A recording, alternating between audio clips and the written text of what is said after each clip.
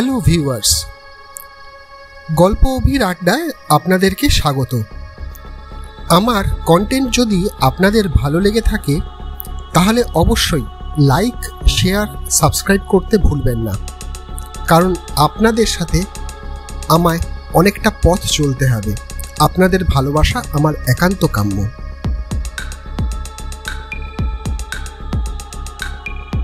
গল্প অভির আড্ডায় আপনাদেরকে স্বাগত। একটি রহস্যময় গা ছমছমে গল্প, যা আপনাকে নিয়ে যাবে দক্ষিণ 24 পরগনার এক অভিশপ্ত ঘরে। এই গল্পে রয়েছে ভয়, থ্রিল এবং একটি রহস্য যা আজও অমীমাংসিত।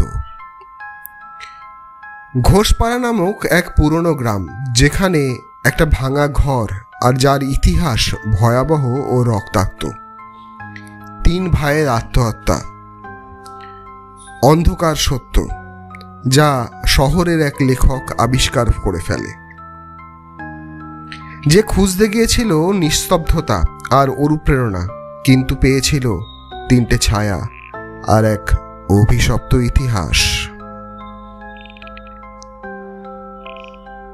জানতে হলে থাকতে হবে পাশে। গল্প ও কথায় আমি অভি শুরু করছি আজকের গল্প, তেকোনা ঘরের অশরীরী। সত্যি নাকি ভয়াবহ কল্পনা? ভাঙা 3 কোণা ঘরের ভেতর, অন্ধকার রাত, বাইরে ঝড় বইছে, শুধু রুদ্র টেবিলের মিটমিটে কেরোসিন ল্যাম্পের আলো জ্বলছে। দেয়ালে বিকৃত কিছু ছায়া নাচছে, বাতাসে পচা কাঠ আর মাটির গন্ধ ভেসে আসছে।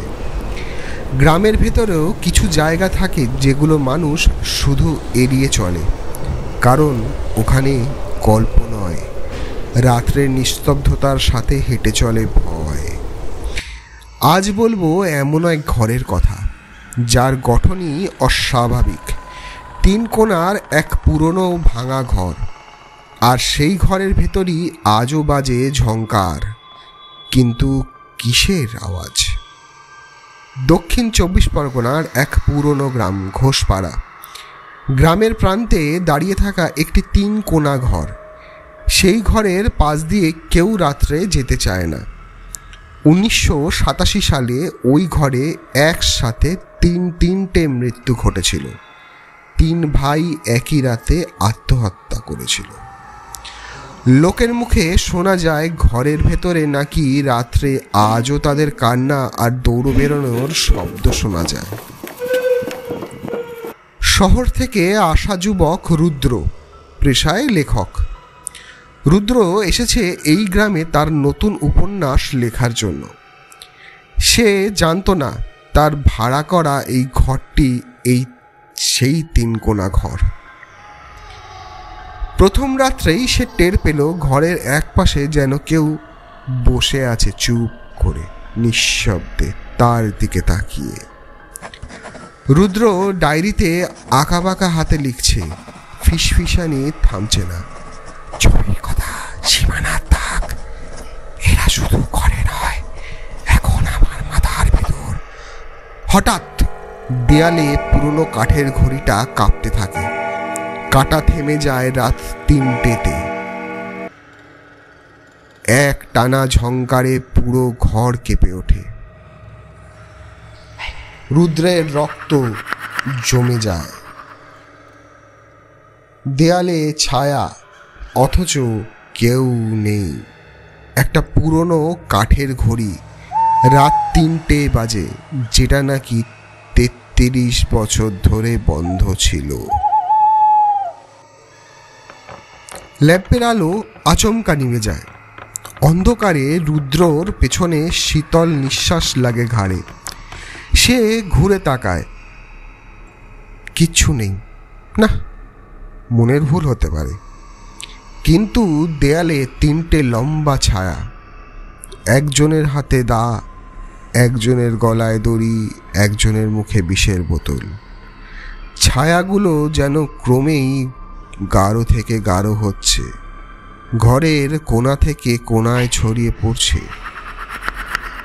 বাঁ দিকের ছায়াটা বলছে, ছবিটা আমার ছিল।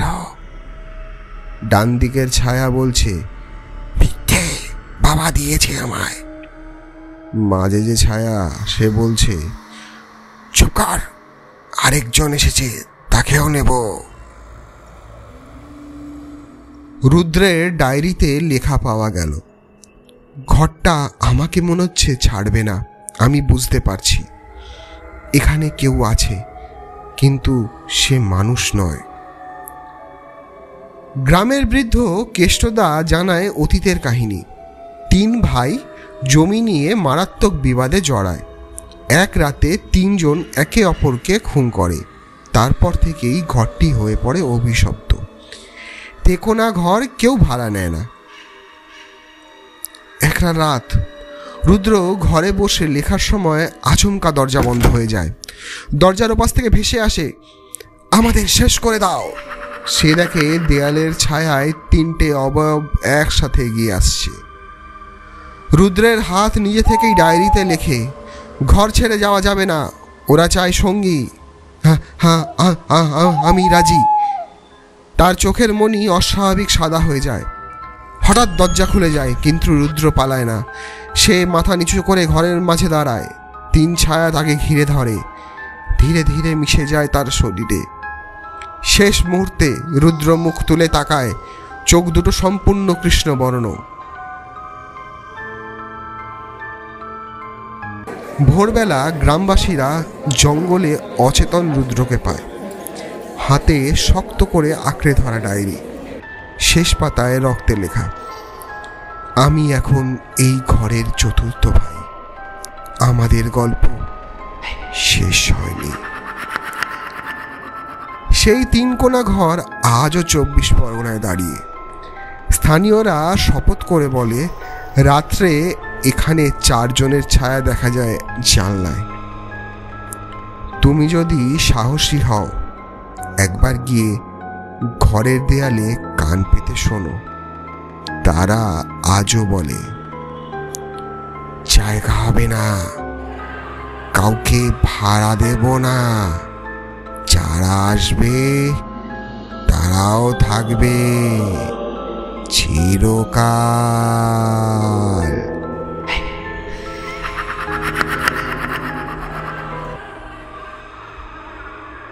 চায়ের কাপ হাতে হাতে,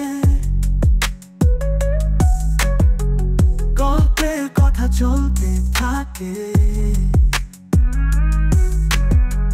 সুখের স্মৃতি আগুনে ধরি, আড্ডা চলে মনে কাঁদবে।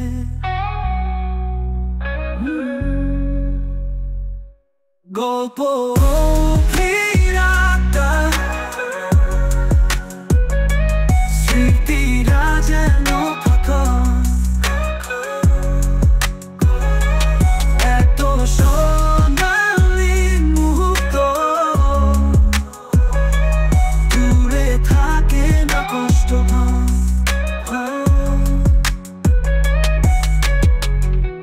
চায়ের কাপ হাতে হাতে, গল্পের কথা চলতে থাকে।